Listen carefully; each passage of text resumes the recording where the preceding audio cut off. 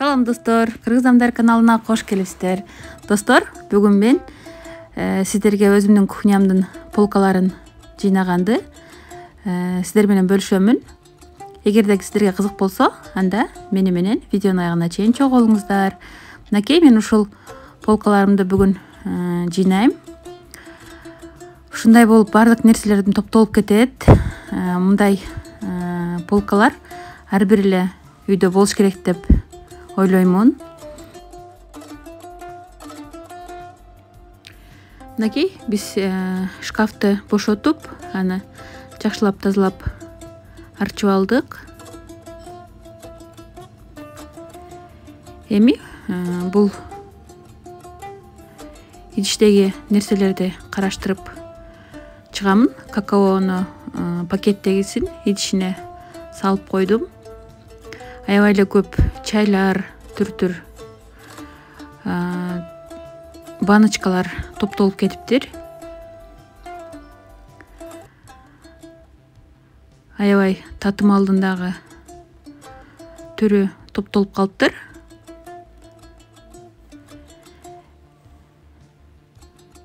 Мынакей 2 мороженанын идишин алдым. Ичине калемпир мончокту бөлүп салып койдум. Эми экөөсүнө татымалдарды бөлүп салып атамын. Албетте срок годностун караш керек. Мына куркуманы дагы идишине салып койдум.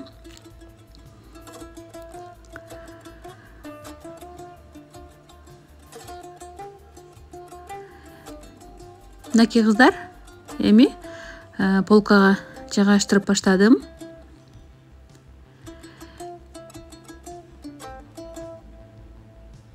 Мына эми экинчи полканы бошотуп баштадым. Экинчи полканы дагы бошотуп алып,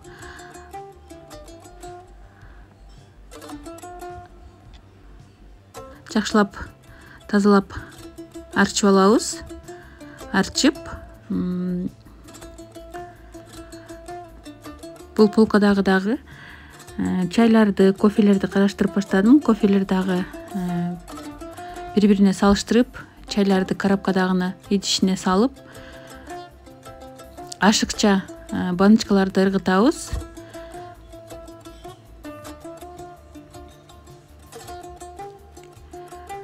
Жана срок годносттор өткөндөрдү дагы карап, аны дагы ыргытабыз. Бул жерде мына кайрадан полкаларга салып баштадым.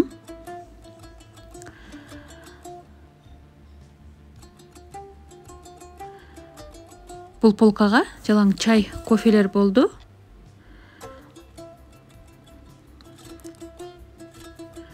Мынакей кыздар, эми кичине полкам жыйнактуу көрүнүп калды.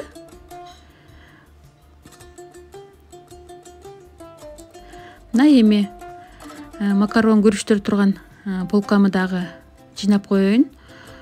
Бардык нерселерди алып, полканы бошотуп алдым.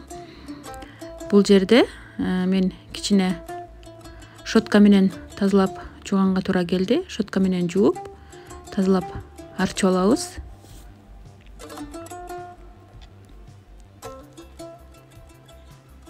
Кургата арчып алдым.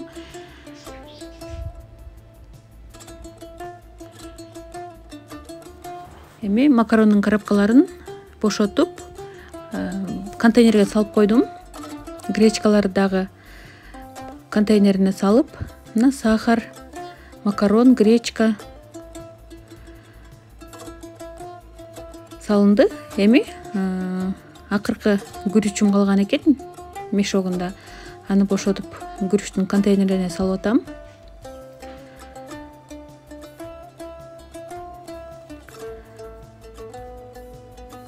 Горохту дагы контейнерге салып койдум, баночкага. Эми макаронду дагы контейнерге салып, мынакей кыздар, бул шкафым да бүттү. Эми кухнядагы плиталарымды дагы жууп арчып алдым.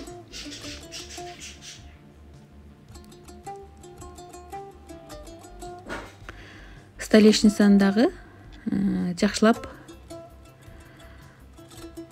тазалап арчып койдум.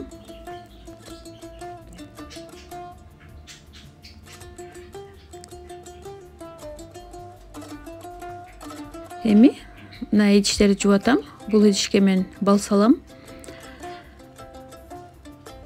Азыр идиш жууган машинам иштеп жатат. Бул ашыкча идиштер, батпай калгандарды ушинтип колдо жууп койдум.